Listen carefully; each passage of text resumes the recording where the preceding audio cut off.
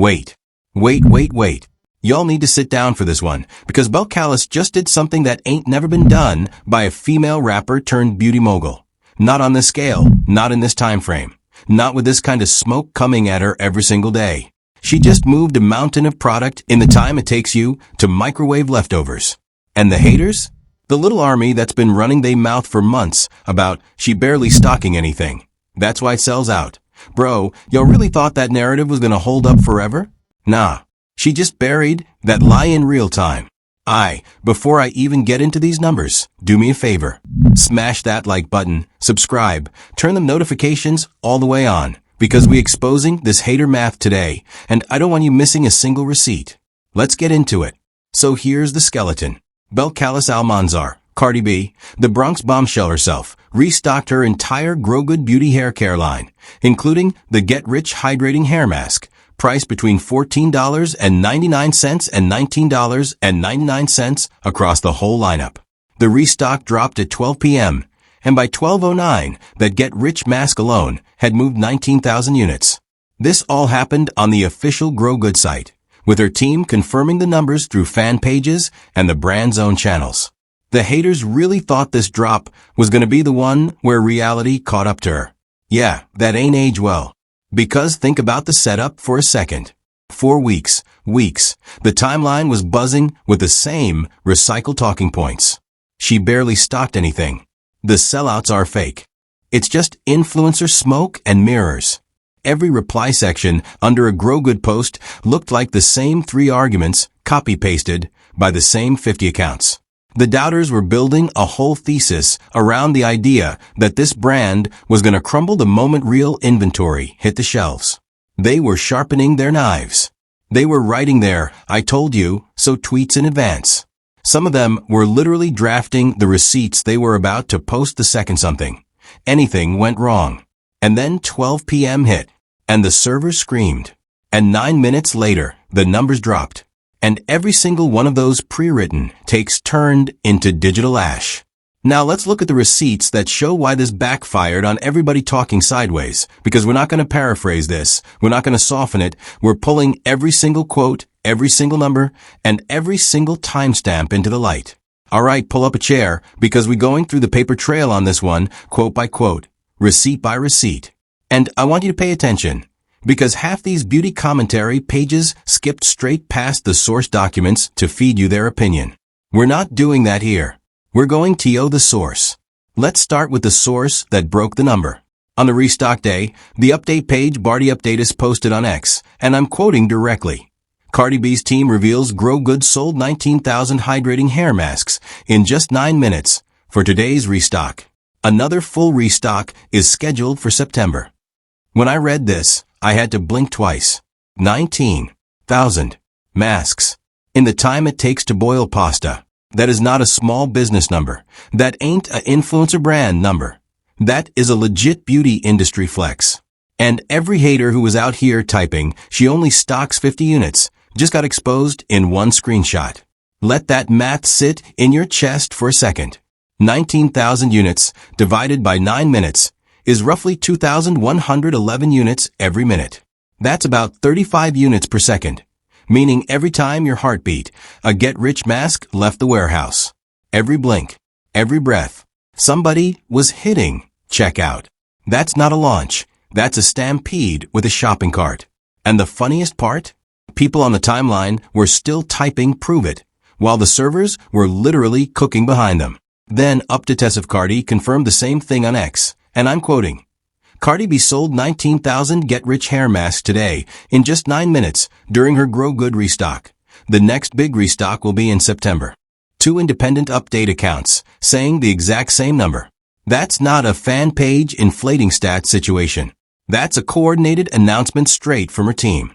Bro, some of y'all really typed "prove it," and Cardi's people said bet. That's the dumbest gamble to make against a woman who documents everything.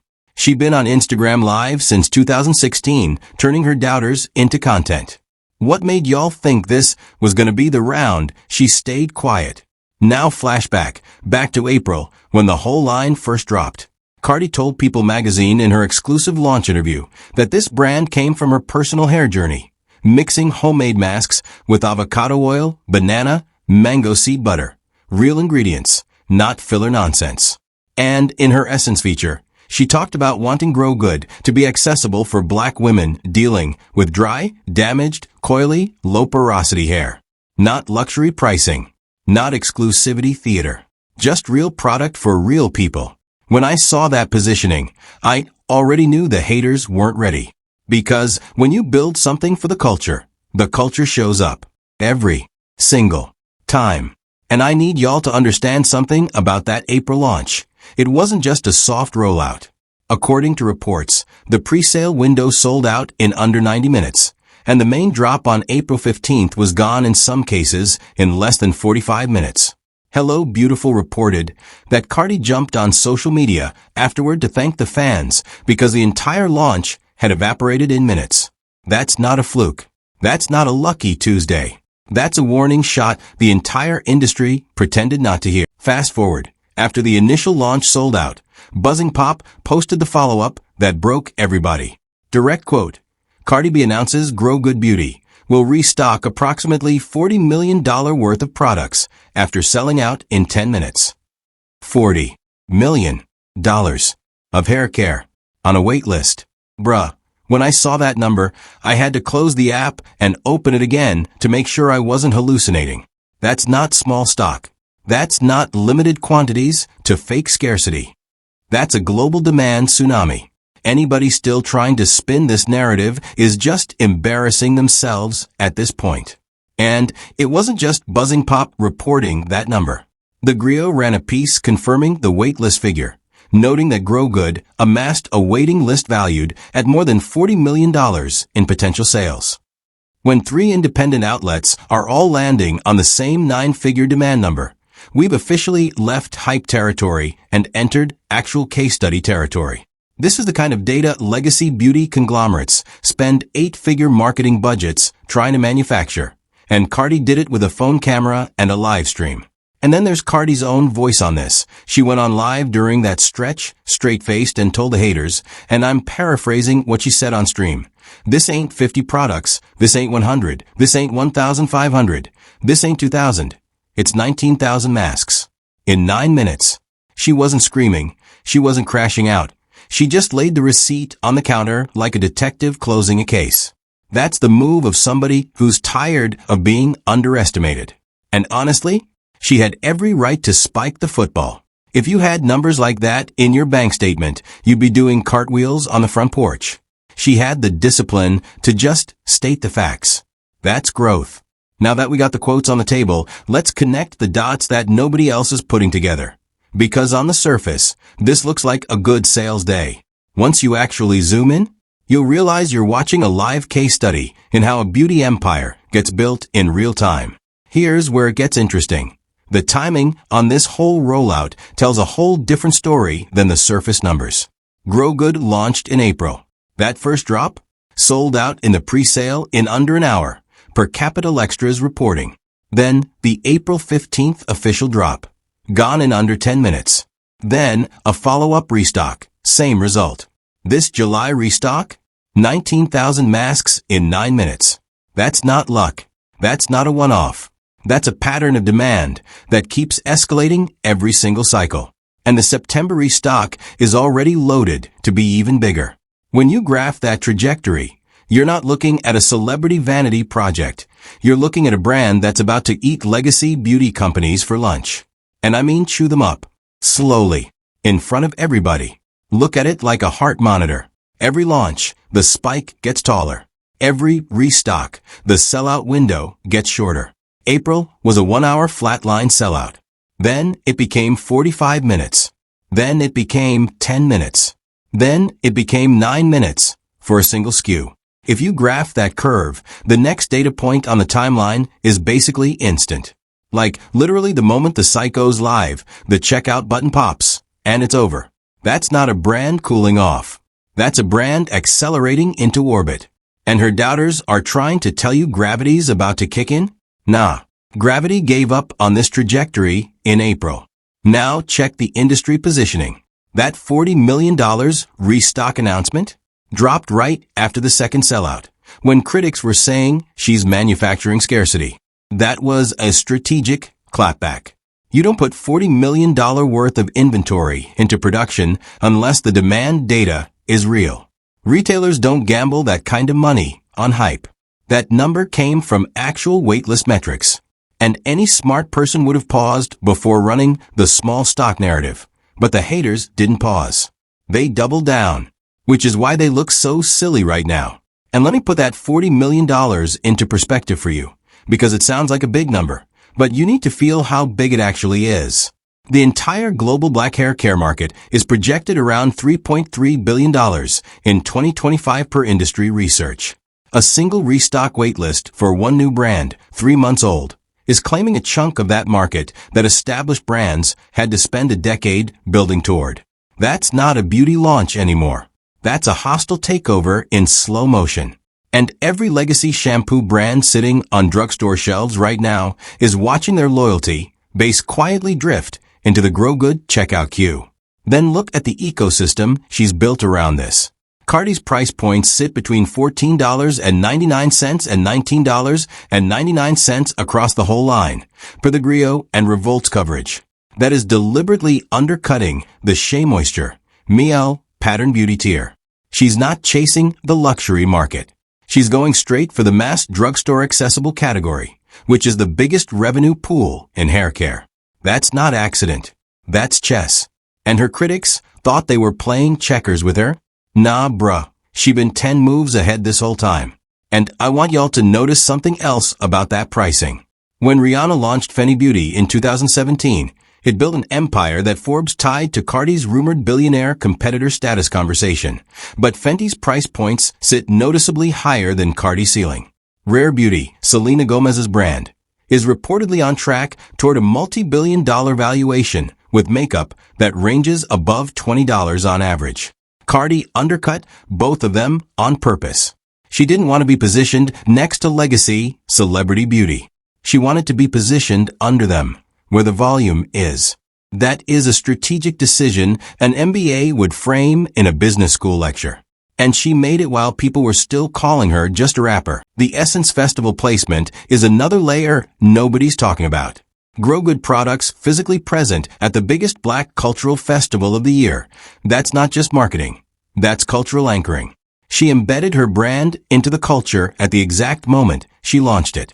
So when we see this 19,000 mass number, that ain't organic accident either. That's 12 months of positioning paying off in one 9-minute window. She wasn't chasing virality. She was building a soil layer that virality grows out of naturally. Two completely different games. And her critics never even noticed which board she was playing on. There's also the album timing that nobody wants to talk about. Cardi's second studio album, Am I the Drama, debuted at number 1 on the Billboard 200 with 200,000 first-week units, making her the only female rapper to have her first 2 albums debut atop the chart. That's not just a music stat, that's a media flywheel. Every album promo cycle keeps her brand name at the top of the algorithm, which drives search traffic to Grow Good, which drives sales, which drives more press, which drives more music promotion. She built a self-feeding loop. Legacy beauty brands need 7-figure ad budgets to generate the kind of attention Cardi generates for free just by existing. And her critics are still trying to convince you she got lucky. But here's where it gets even more interesting. Nobody's decoding the specific words Cardi used when she announced this number. Watch this. She didn't say we sold a lot. She didn't say we did really well. She said 19,000. Precisely. To the unit. And then she said, and we got that big restock in September. Zoom in on that one word, big. She's already priming the audience for the next drop to make this 19K look small. That's a psychological warfare move. She's not just celebrating this win. She's using this win as a trailer for the sequel. That's next-level marketing IQ. And her doubters completely missed the setup because they were too busy trying to shrink the number. She was already selling September in the same breath she was announcing July. Any brand strategist watching that clip in real time had to slow blink at the screen. That's textbook narrative stacking. Now dissect the product name. Get Rich Hydrating Hair Mask. Get rich. Not get hydrated, not get growth, not get moisture. She named the flagship product after wealth. Because subconsciously, every time a customer buys that mask, they're not just buying moisture. They're buying into an aspirational identity. That's brand psychology 101. And Cardi hit that button perfectly. Any competitor who thought they could match this on formula alone wasn't reading the deeper play. The mask isn't just a product. It's a mantra you spread on your scalp. That's why the tub sits on a shelf like a decoration. That's why the reviews open with "Girl, the JAR" alone. The naming was the trap, and a whole industry walked into it. Zoom into her essence interview language, too. She talked about growing her hair back out after years of styling damage. That one phrase, back out, turned every customer with heat damage, thinning edges, and postpartum shedding into a target audience automatically. She wasn't just selling a mask. She was selling a redemption arc for hurt hair. And critics didn't catch it because they were fixated on whether the product worked, instead of decoding the story it was selling. Because here's the truth. Hair care isn't sold on ingredients. It's sold on hope. It's sold on maybe this is the one that fixes what the last 5 didn't. Cardi told that story in 3 words. Her competitors are still writing whole paragraphs and losing the plot.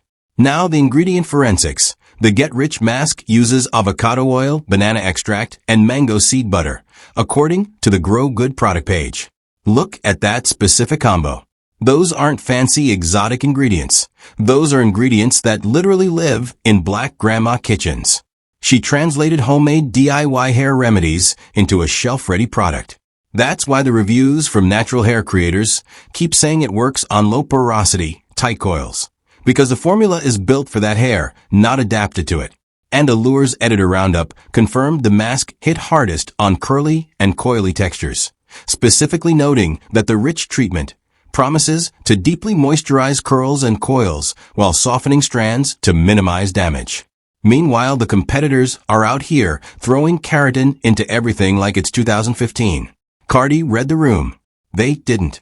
And I want to sit with this for a second, because it's genuinely fascinating from a formulation standpoint. Avocado oil is packed with monounsaturated fats and vitamin E. Banana extract is loaded with silica and potassium. Mango seed butter is rich in fatty acids that mimic the natural sebum on the scalp. When you combine those 3 at the right ratios, you get a mask that essentially imitates the natural conditioning process the scalp already knows how to receive. That's why users report almost immediate slip and shine. Cardi didn't reinvent chemistry. She reverse-engineered what our grandmothers were mixing in kitchens for 100 years, put it in a jar, priced it under $20, and let the receipts do the talking. That's not a celebrity brand. That's ancestral R&D with a nail set. There's another word choice nobody's flagging. Look at the brand name itself. Grow Good. 2 syllables. Both positive. Both action-oriented. It's not Cardi Beauty. It's not Barty Hair. She deliberately removed her own name from the branding. Why? Because she knows a celebrity name on a product cheapens it in the beauty industry's eyes. By naming the brand something clean, aspirational, and separate from her personal brand, she made it easier for retailers, media, and consumers to take it seriously as a standalone beauty business. That's the same architectural decision Rihanna made with Fenty.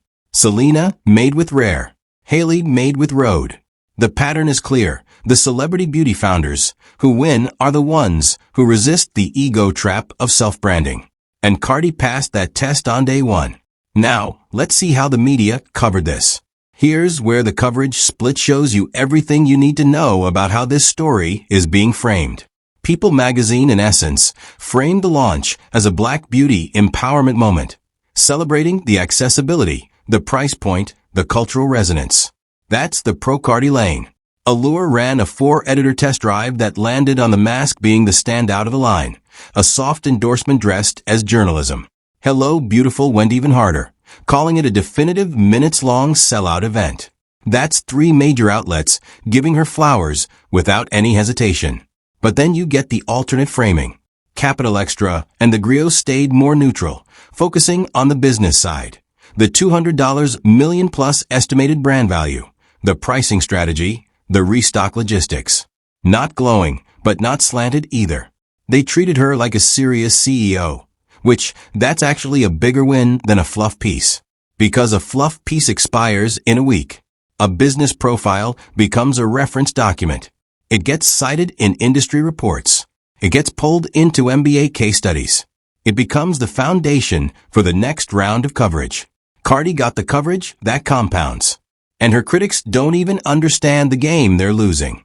Then there's the counter-narrative floating on Reddit and TikTok. A small but loud pocket of critics claiming the products didn't work for their hair type, or that the sellouts were engineered scarcity.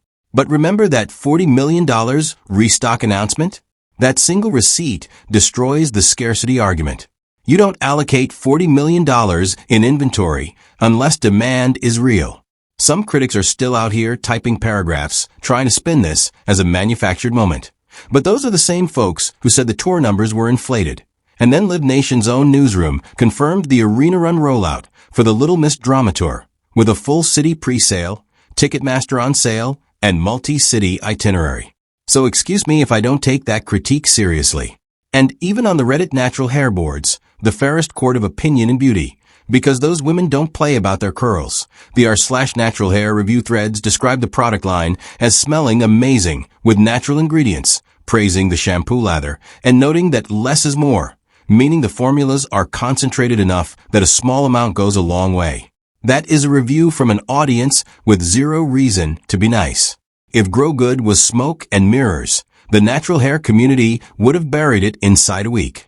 Instead, they're passing recommendations around like a family recipe. That's the ultimate proof of concept. And the media outlets trying to frame this as just another celebrity brand. The numbers don't support that framing. Legacy celeb beauty brands don't sell 19,000 units of a single SKU in 9 minutes. That's a Fenty tier moment. That's a Rihanna-level launch cadence. So even the neutral coverage is undershooting what actually happened. Fenty Beauty's own category-defining foundation launch in 2017 is the industry benchmark for instant sellout. And Cardi just replicated that playbook on a hair care SKU in her brand's first year. Not year 5. Not after a decade of infrastructure. Year 1. Anybody comparing this to a run-of-the-mill celebrity beauty launch is either not paying attention or actively trying to gaslight you. Let me stack one more comparison so you can see how absurd this is. When cosmetics business reported celebrity beauty brands crossed $1 billion in U.S. sales collectively. That took the entire category multiple years of established brands running full retail campaigns. Grow Good is generating waitlist demand equivalent to 4% of that entire historical category number on one restock in its first year, with no retail distribution yet. That's not a launch. That's a physics-defying moment. And when a moment defies physics, the response from the doubters usually says more about them than about the moment. But here's what nobody is saying. Something about this whole reaction cycle feels off to me. Because the volume of hate Cardi is catching for succeeding is way disproportionate to anything she actually did wrong. And I think it's time we say the quiet part out loud. This isn't about hair care. This is about the industry's inability to accept a black woman from the Bronx becoming a full-blown mogul on her own terms. Think about it. Nobody's dragging every other celebrity hair line launch. Nobody's rage tweeting about Tracee Ellis Ross's Pattern Beauty. Nobody's calling Taraji P. Henson's TPH by Taraji a scam. But the second Cardi launches something that actually outperforms expectations, suddenly everybody's a supply chain expert. Suddenly everybody's got a hot take. Suddenly the small stock narrative gets manufactured out of thin air. That's not organic criticism. That's a pattern. And I'm not falling for it. Look at who's driving the loudest negativity. It's not neutral consumers. It's not beauty industry insiders. It's a specific corner of the internet that has spent years treating Cardi's every accomplishment like it needs an asterisk. The tour sold out. Well, it was small venues. It wasn't per Live Nation's official rollout. It was a full arena run. The album goes platinum. It was actually certified platinum on release day per NPR. Streaming inflation. The hairline sells out. She barely stocked anything. Every W gets a footnote from these people. And after a while, you realize the pattern isn't about Cardi's output. It's about a very specific need to protect a narrative about who's allowed to be at the top. That narrative is collapsing in real time, and it's making some folks desperate.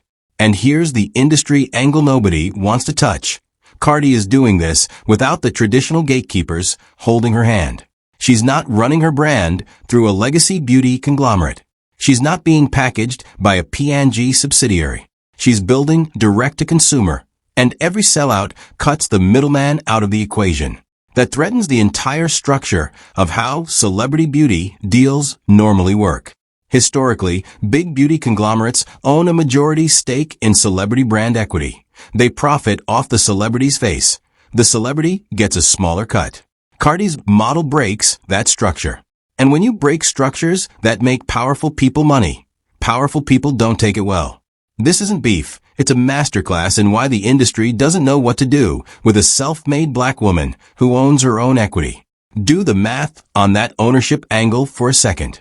If Cardi retains majority equity in Grow Good, and the brand's projected 2025 revenue is over $200 million per Capital Extras reporting, and beauty brands routinely value at multiples of 4x to 8x revenue in exit scenarios, you're looking at a paper valuation trajectory that could realistically cross $800 million to $1.6 billion within a few product cycles. That's not a hair care line. That's generational wealth infrastructure. And she built it in less than a year while simultaneously topping the Billboard 200. Read that sentence again, slowly, because your favorite mogul didn't do that in year 1 or year 5. And then there's the cultural piece. Cardi represents the loud, unfiltered, working-class Bronx girl who is not supposed to become a beauty CEO by industry standards. She curses on live. She fights with her nails. She talks about her real life. And every corporate expectation says a woman like that can't sell clean girl aesthetic products. But she just moved 19,000 masks in 9 minutes, selling to real women, not the industry's fantasy demographic. Real black women, real Latinas, real curly girls who have been ignored by mainstream beauty for decades. She's not selling to the industry's imagined customer. She's selling to the actual customer who was always there. The customer legacy brands pretended didn't exist. And that's why this feels bigger than a hairline. This is a market correction disguised as a product launch. There's an economic term for what's actually happening here. It's called a reveal event. A moment when a market that everyone assumed was small suddenly demonstrates it was massive the whole time, just underserved. That's what Cardi did. She didn't create demand. She unlocked demand that was already there, sitting on shelves at Target waiting for a product that didn't treat their hair like an afterthought. Every Shea Moisture bottle, every Miel jar, every pattern container. They've all been serving a market they've been underestimating by design. Cardi walked in, priced correctly, formulated correctly, and the receipts revealed the truth. This market was hungry. And the industry hates hunger reveals, because it means everybody at the top has been leaving money on the table for a decade. Now the scary part for the competition is that we're still in Grow Good's first year. This brand is a few months old. And it's already got a $40 million restock queue, a proven direct-to-consumer engine, viral organic reviews, editorial coverage from People, Essence, Allure, Hello Beautiful, The Griot, Capital Extra, Revolt, and a founder whose album just hit #1 with 200,000 first-week units. What happens in year 2? Year 3? When she expands into edges, styling gels, scalp treatments, kids line, adult men's line. Because you know that expansion is coming. The critics screaming right now don't realize they're witnessing the birth of a beauty dynasty. And by the time they figure it out, it's going to be too late to catch up. Watch the pattern carefully. Every time somebody tries to boil Cardi's success down to luck, hype, or manufactured scarcity, a new receipt drops that makes them look foolish. That's not accident. That's Cardi building an evidence trail on purpose, because she knows exactly what the Whisper campaign is trying to do. She's not screaming into the void. She's letting the numbers do the arguing. And the numbers keep winning. Every single cycle. It's like she anticipated every angle of doubt and preloaded a receipt for each one. Sellouts fake? Here's a $40 million wait list. Small stock? Here's 19,000 units in 9 minutes. Products don't work? Here's Allure. Not culturally relevant. Here's Essence Festival. Not a real business? Here's the $200 million revenue projection per Capital Extra. Every doubt has a document. And that's the truth they won't tell you. This ain't a hair care story. This is a power story. And she's winning it quietly, precisely, ruthlessly, on her own terms, in a category that was designed to keep women like her on the customer side of the counter, not the ownership side. Now this is about to get real ugly for anybody betting against her. Scenario 1. The collapse of the small stock narrative. When that September restock hits and Cardi drops the full $40 million worth of inventory into circulation, that narrative dies publicly. The haters won't have the "she doesn't stock enough" line to hide behind anymore. And once that argument dies, they're going to have to invent something new, which is going to be even more embarrassing. Every attempt to shrink her win from here on out is going to get met with a bigger number. And the critics are going to start looking like flat earthers at a NASA convention. The silence from the doubters after September is going to be loud. Watch. And the pivot they'll try, I can already tell you what it's going to sound like. It'll go from "she barely stocks anything" to "well, she stocked too much." That means demand is manufactured. That's the copium tell. When the goalposts move that fast, you're not watching criticism anymore. You're watching cope in real time. Scenario 2. The retail invasion is coming. You already know how this plays out. Once she proves the direct-to-consumer model at this scale, the retailers are going to come crawling. Target, Ulta, Sephora, Sally Beauty. They're going to offer her exclusive shelf placement, end caps, national campaigns. And when Grow Good hits physical retail shelves nationwide, that's when this brand crosses into legacy status. And every competitor currently sitting at those retail giants is about to lose real estate. Some of them will lose their entire slot. That's not a prediction. That's inevitable retail math. And the celebrity beauty lines that were supposed to dominate this year, they're going to have to explain to their investors why they got outsold by a first-year brand. Retail buyers work off predictable formulas. They look at direct-to-consumer sell-through rates, waitlist volume, social sentiment, unit economics, and search demand. Grow Good is currently overperforming on every single one of those metrics. So the offers are already being drafted. The end cap real estate is already being modeled in retailer forecasts. And the moment Cardi signs a distribution deal, which she will do on her terms, not the retailer's terms, because she's the one with leverage, the entire hair care aisle rearranges. Somebody's SKUs are getting pushed to a bottom shelf. Somebody's beloved brand is losing their prime end cap. That's not opinion. That's how retail slot math works when a hot brand walks through the door. Scenario 3. The culture shift that's already happening. The generational moment we're in right now, where black and brown women are refusing to be ignored by mainstream beauty. Cardi just became a face of it. Not by choosing to, by winning it. 5 years from now, business schools are going to teach Grow Good as a case study in how a celebrity leveraged authenticity to disrupt an entire product category. And the critics who were out here yelling, "she only stocked 50 units," they're going to quietly delete those tweets and pretend they were on her side the whole time. That's how this always ends. The people who screamed loudest against her ascension are going to be the same ones claiming they always knew she'd win. It's embarrassing, but it's predictable. There's a term in stock trading called capitulation, the exact moment the last holdouts finally give up their position and accept the trend. That's what's about to happen to the Cardi doubters over the next 12 months. One by one, the loudest critics are going to have to publicly reconcile with the fact that they misread this entire era. Some will delete. Some will always been a fan, actually. A few will double down and become memes. But make no mistake, capitulation is coming. And when it hits, it's going to hit all at once. Because that's how these market narrative shifts always resolve. Slowly, then all at once. And here's the wild card nobody's ready for. The moment Cardi decides to expand internationally. UK, Nigeria, Ghana, Brazil, the Caribbean. When she goes global, the demand numbers are going to make this 19,000 mass sellout look like a warm-up. The African hair care market alone was valued at $3.4 billion in 2025, with a projected CAGR near 7.9% through 2030 per Technavio.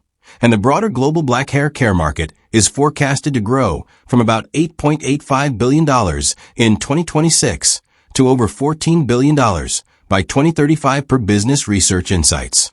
Those are the markets that have been begging for products built for their hair textures. And Cardi's formulation is one of the few celebrity lines that would actually translate. When that expansion drops, the numbers are going to be historic. 9 minutes to sell 19,000? Try 9 seconds when the global launch hits. Every legacy brand that ignored the diaspora market for the last 30 years is about to eat that decision. And I want you to understand what a $14 billion market projection means in practical terms. It means Cardi doesn't have to conquer beauty. She just has to grab a slice of a market that's doubling in size over the next decade. Even a modest single-digit percentage share of that global category positions Grow Good as a billion-dollar brand within the next 5 to 7 years, without expanding into a single new product category beyond hair care. Now add edges, gels, kids line, men's line, scalp treatments, styling tools, satin accessories, salon partnerships. The addressable market multiplies. This is the tip. This is just the tip. And her critics think the mask sellout was the ceiling. Scenario 4. Nobody's talking about this one. The celebrity partnership dominoes. Once Grow Good crosses a certain revenue threshold, other Black and Latina celebrities are going to quietly reach out about co-branded launches, limited edition scent lines, cultural collaborations. Because Cardi has now proven that the direct-to-consumer beauty model works for a working-class coded personality, not just polished Hollywood A-listers. That opens a floodgate. Every artist, influencer, athlete, and cultural figure with a real audience is going to study the Grow Good blueprint. Some will try to replicate it. Most will fail. But the smart ones will approach Cardi about partnerships. And when that ecosystem takes shape, we're not talking about a brand anymore. We're talking about a hair care house that becomes an industry platform. Think of it like the Motown model, but for beauty. She'd be the person other founders come to, not the one chasing legacy conglomerates. Scenario 5. The acquisition offers that Cardi is almost certainly going to reject. When a brand hits this trajectory, the offers start rolling in early. L'Oreal, Procter & Gamble, Unilever, Estée Lauder. They all have M&A teams built specifically to identify and swallow the next penny before it becomes competition. Given that legacy conglomerates have historically acquired hot celebrity beauty brands for hundreds of millions to over $1 billion in comparable deals, Cardi is going to get pitched. But, and this is the plot twist, everything about her rollout suggests she's building this to keep. She retained equity. She kept the ownership structure clean. She built it direct to consumer instead of licensing. She's not building an exit. She's building an heirloom. And that's the scariest thing about her for the beauty industry. She's not for sale. Which means she becomes a permanent competitor. Not a temporary threat that gets absorbed. A permanent one. The silence from the haters right now is the scary part. Because they're regrouping, trying to find a new angle. But every angle they try, she's got a receipt for. Every accusation, she's got numbers for. Every whisper, she's got a public post for. This isn't a woman who's going to get caught slipping. She's built her career on turning doubt into fuel. And the more they push, the bigger her wins are going to get. Whatever happens next, one thing's clear. The haters already lost. They just haven't accepted it yet. Because in the end, this whole story ain't about a hair mask. It's about the day the beauty industry realized the customer they'd been ignoring had a bigger appetite than the customer they'd been catering to for 40 years. It's about a Bronx girl who put avocado, banana, and mango into a jar, priced it under $20, and made 19,000 women hit checkout in 9 minutes. It's about a category that thought it had rules, and a woman who never once agreed to play by them. The numbers don't lie. The receipts don't blink. And the timeline just keeps stacking WS with dates and dollar signs attached to every single one. If y'all been rocking with Cardi through the noise, drop a comment below and tell me, have you copped Grow Good yet? Which product hit hardest for your hair? And more importantly, do y'all think the September restock is gonna break another record? Or nah? Smash that like, hit subscribe, Share this with a cousin who was in the group chat swearing Cardi wasn't gonna last, and turn on the notifications because we tracking every single win and every single L from here on out. And by the way, tomorrow we dropping something wild about a certain queen who's been suspiciously quiet since these grow good numbers hit the timeline. Y'all already know what it is. You do not want to miss that one.